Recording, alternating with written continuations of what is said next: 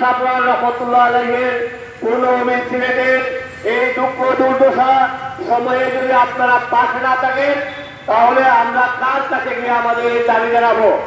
আরেকটা দাবি হচ্ছে আজ 2-3 দিন ধরে আমার কাছে সিলেট থেকে, কবিরবাজার থেকে, সুনামগঞ্জ থেকে ফোন আসতেছে যে আমরা এইভাবে তো কখনো বন্যা আক্রান্ত হবি না। যদিও কুশিয়ারা নদী দিয়ে অনেক ভারতের অনেক পানি আসে, বৃষ্টি হয়, কিন্তু এভাবে না। তার কারণটা হচ্ছে ইটনা মিটামুল অষ্টগ্রামের যে রাস্তাটা মাননীয় মহামান্য রাষ্ট্রপতি করেছিলেন, সেই রাস্তাটাই বৃহত্তর সিলেট সহ 7 জেলার মানুষের খাতা হয়ে দাঁড়িয়েছে।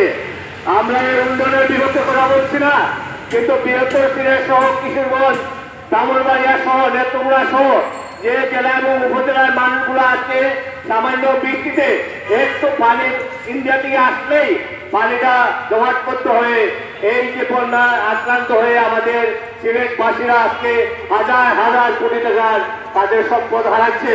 সেটা তো বাংলাদেশের ক্ষতি হচ্ছে, সিলেট অঞ্চলে শুধু না, এই ক্ষতিটা বাংলাদেশ সরকারের, বাংলাদেশের মানুষের বৃহত্তর যাত্রায় সেটা অনেক বড় ক্ষতি হচ্ছে।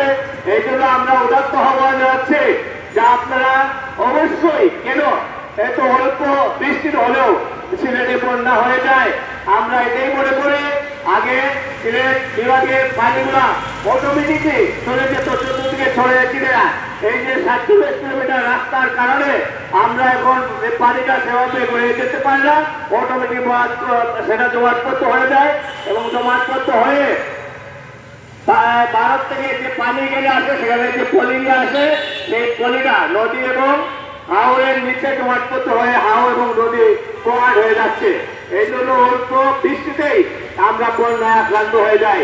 তাই আমরা এখন চূড়ান্ত আহ্বান জানাচ্ছি সরকারের প্রতি, আমাদের এই যে মিটামুল অষ্টগ্রাম যে রাস্তা, এই রাস্তাটা অন্তত আপনারা, এই রাস্তাটা প্রয়োজন আমরা মানি, কিন্তু রাস্তা যেন আমাদের এই যে বন্যার কারণ হয়ে দাঁড়িয়েছে, সেটা থেকে আমরা সিলেটবাসী কিভাবে মুক্ত হতে পারি সেই দিকে সরকারকে বলবো।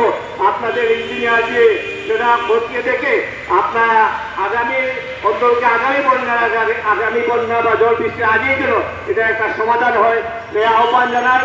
আমি আবারও এই উদ্যোক্তা যারা আজকে এই মানববন্ধন করেছেন সবাইকে ধন্যবাদ জানিয়ে আমরা সিলেটবাসীর পাশে থাকবো সেই প্রত্যাশা ব্যক্ত করে এখানেই শেষ করলাম। আল্লাহ হাফেজ, আসসালামু আলাইকুম।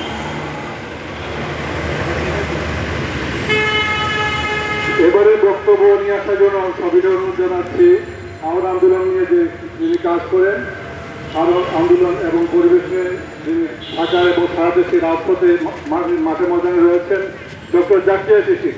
আমি অনুরোধ জানাচ্ছি ডক্টর জাকিয়া শিশির আপনাকে বক্তব্য রাখার জন্য।